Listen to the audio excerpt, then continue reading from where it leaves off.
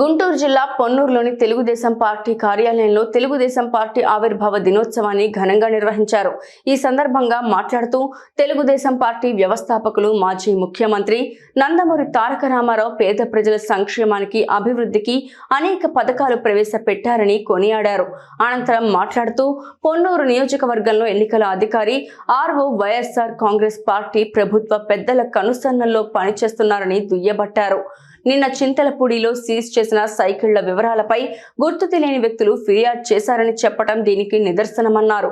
అధికార పార్టీకి చెందిన ఒక ఛానల్ మీడియా ప్రతినిధి ఎన్నికల అధికారి ఆర్ఓ కదలికలపై నిరంతరం నిఘా పెట్టారని విమర్శించారు. ఈ సమావేశంలో టీడీపీ శ్రేణులు పాల్గొన్నారు. ఆయన ఆ దేవాదాయ భూములు ఏ విధంగా కొట్టేయాలి అని చెప్పి గతంలో కూడా ప్రయత్నం చేసి కొన్ని ఆర్డర్లు తెచ్చారు. ఆయన ఎక్కడికి వెళ్ళినా కూడా భావనారాయణ స్వామి భూములను వదలట్లా.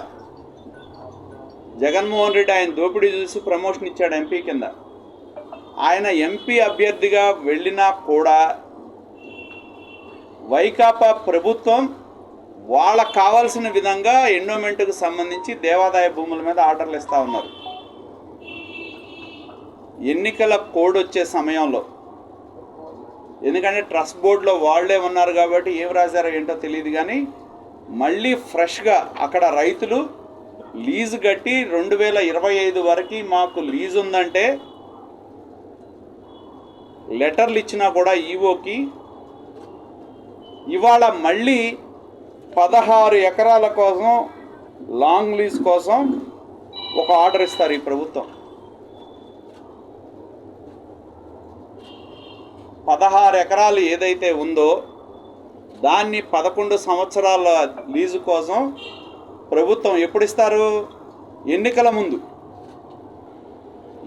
ముందు ఇచ్చి దీన్ని 11 సంవత్సరాలు లాంగ్ లీజ్ ఇవ్వడానికి ఆర్డర్ తెస్తారు.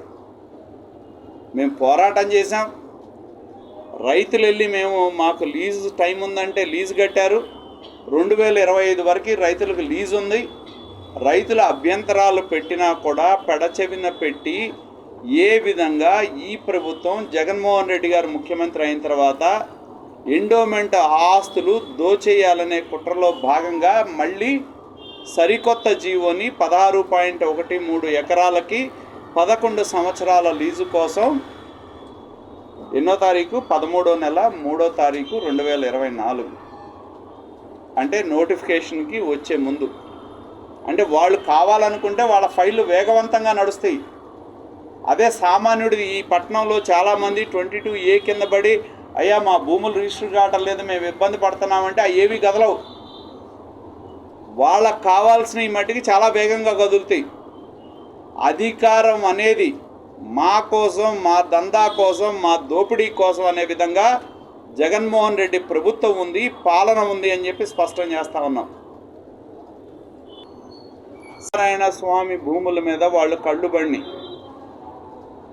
గతంలో కూడా మేము చెప్పాం, 50 నుంచి 60 కోట్ల రూపాయల విలువైన భూమి ఏదో రూపేణా ఎన్నికల ముందు తమ చెప్పు చేతల్లో పెట్టుకోవాలి, తమ వారికి అనుమాయులకి అక్రమంగా టెండర్ పేరు మీద ఏదో ఒక పేరు మీద కట్టబెట్టాలనే దాంతో మరి గతంలో 9 ఎకరాలకు ఇస్తే మమ్మల్ని ఏమన్నారు, వీళ్ళు ఏదో మా దుష్ప్రచారం చేస్తున్నారు, మేము ఆటో నగర్ కోసం పెట్టాం, మీ ఆటో నగర్కి అడ్డం పెడుతున్నారని మీటింగ్లో పెట్టారు మహానుభావులు.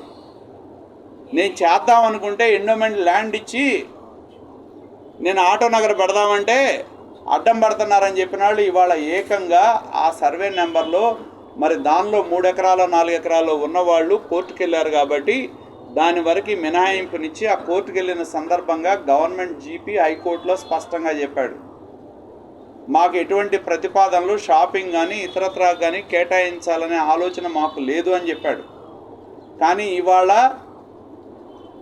జగన్మోహన్ రెడ్డి ముఖ్యమంత్రిగా ఒకటి స్పష్టమవుతా ఉంది, వాళ్ళ అనుమాయులకో వాళ్ళ ఎమ్మెల్యేకో కట్టబెట్టడానికో వాళ్ళ దోపిడీకో ఈ ప్రభుత్వం ఉంది అని స్పష్టం చేయడానికి మళ్ళీ ఈ జీవో కనపడతా ఉంది.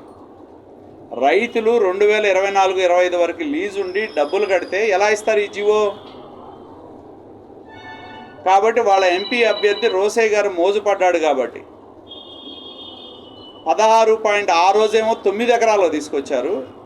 ఇవాళ 16.13 ఎకరాలకి 11 సంవత్సరాల లీజు కోసం టెండర్ కమ్ ఆక్షన్ కింద తీసుకొచ్చారు. అంటే భావనారాయణ స్వామి భూముల్ని దోచేయాలనే దానిలో ఒక పెద్ద కుట్రలో భాగంగానే ఈ జీవో ఇచ్చారు. అయితే స్పష్టమవుతా ఉంది కావచ్చు.